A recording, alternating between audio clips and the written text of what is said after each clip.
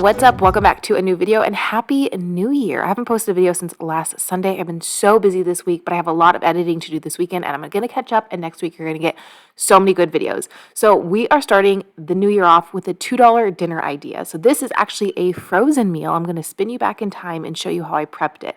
I do like to keep a few frozen meals on hand, and I did have some questions in recent videos about if I was going to do a freezer meal prep video for postpartum. The answer, in short, is no.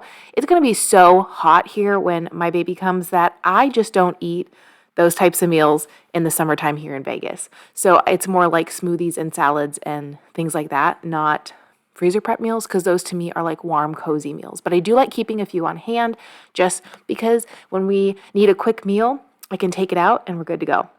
So like I said, rolling back in time, I'm making this curry. I don't even know if it's technically a curry because I am using tiki masala sauce, but I'm going to show you how I prepped it. So that way, if you want to make this freezer meal, you can. And I'll also link some more freezer meal prep ideas down below.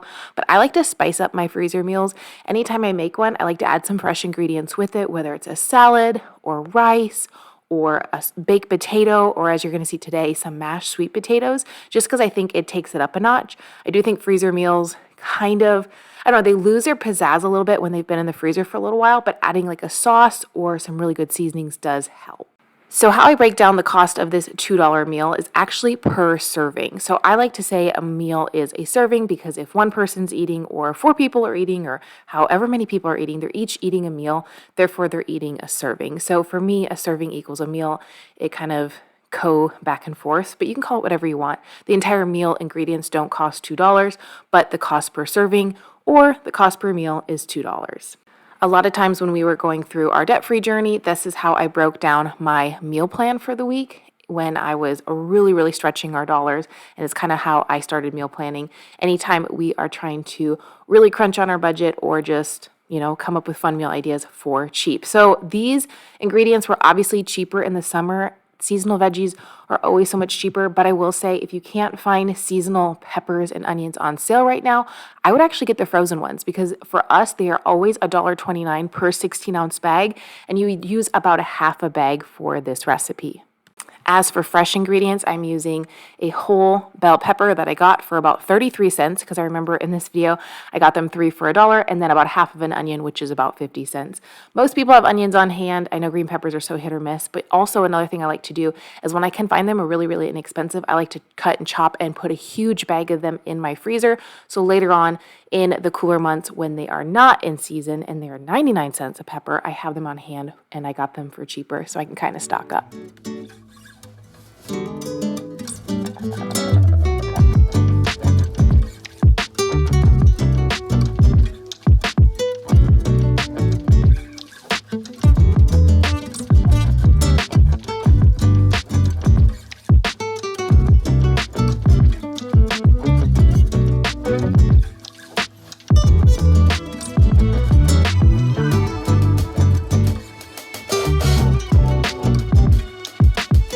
The most expensive item I'm using is actually this tiki masala sauce, but I got it on sale from Thrive Market and it cost me about $3. So I go ahead and add a full jar plus 3/4 of a jar of liquid, and then I go ahead and add red lentils. You can add any kind of lentils you want.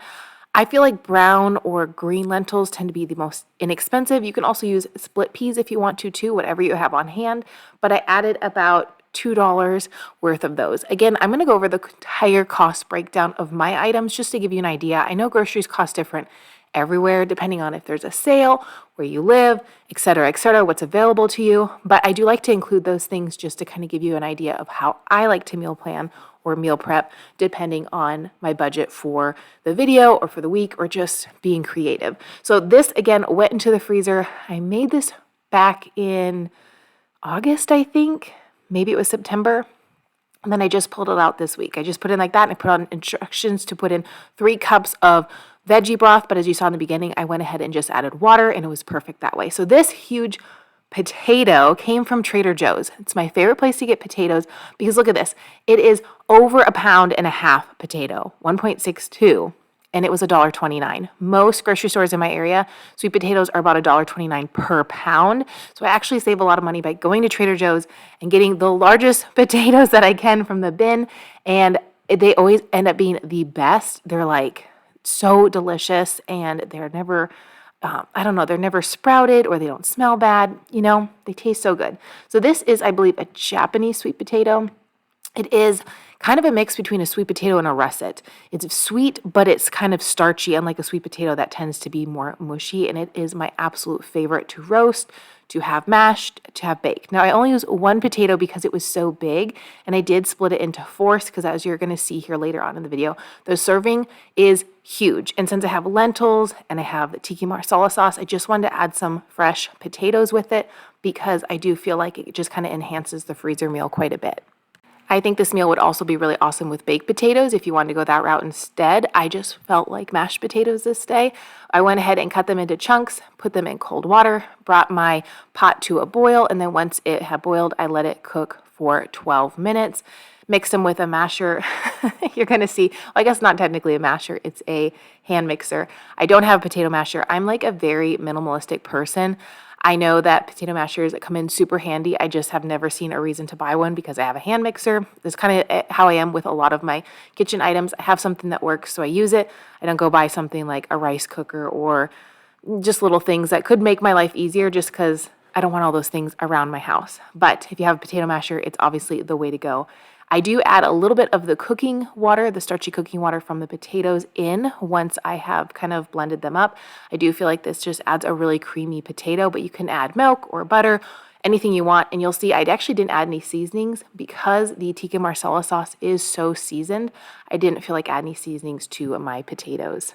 As far as the lentil mixture goes, I went ahead and put it on medium until it started to bring to a boil, and then I went ahead and just turned it to low and let it simmer while the potatoes were cooking. The entire meal took less than 20 minutes to put together because the sauce was kind of cooking off to the side while I was peeling and chopping the potatoes.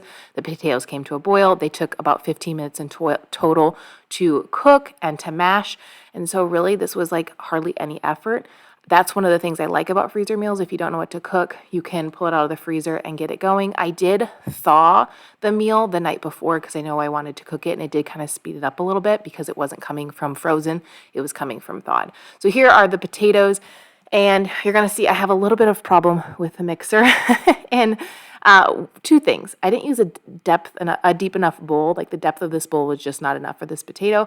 And then the eject button on my hand mixer decided that it didn't want to work. So it was really hard to get the little mixer out. And then you see I add a little bit of water, about a half a cup of the cooking water to the potatoes as well.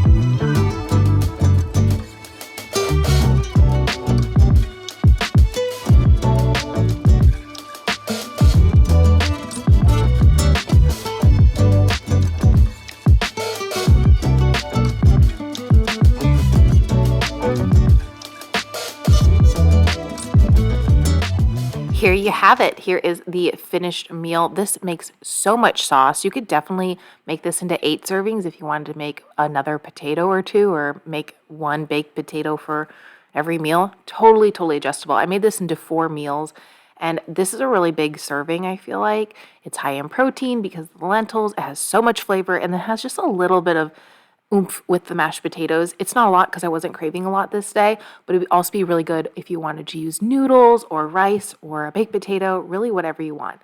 And then as promised, you're going to see the prices of each ingredient, the breakdown, and the cost as to how I got this meal down to $2 per serving.